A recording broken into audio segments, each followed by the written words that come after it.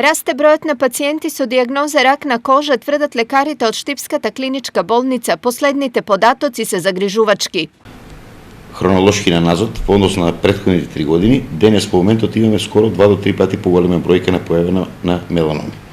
Меѓутоа морам да истакнам, еве и на месечно ниво, дека имаме скоро секогаш по 2 до 3 нови, што е многу важно, хистолошки верифицирани меланоми. Значи не клинички кои што би личеле, туку оние баш потврдени меланоми, хистолошки од страна на патолог, и тоа е веќе една сериозна индиција дека луѓето треба посериозно да си ја сватат работата и да поведат сметка за оваа работа која што се повеќе зема замав. Кој е главен виновник за појавата на меланомот?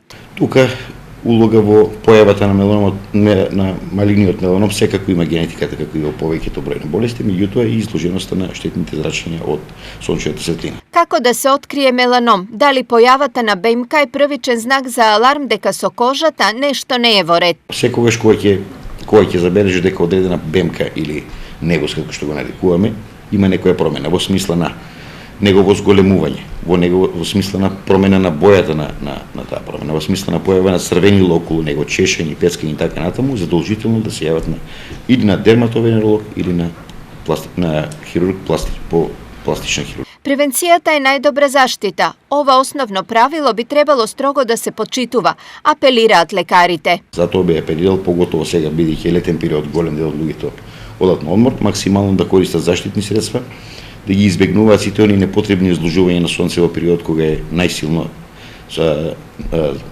сончевата енергија која е најсилна од периодот, да речеме од 11 до 5-6 часот, се со цел да би превенирале појава на оваа работа која што ја гледаме дека расте во овие години претходно. Сонцето повеќе не пече, туку пржи. Генералниот заклучок објаснува зошто се повеќе се чека пред ординациите на хирурзите, пластичари или дерматолози.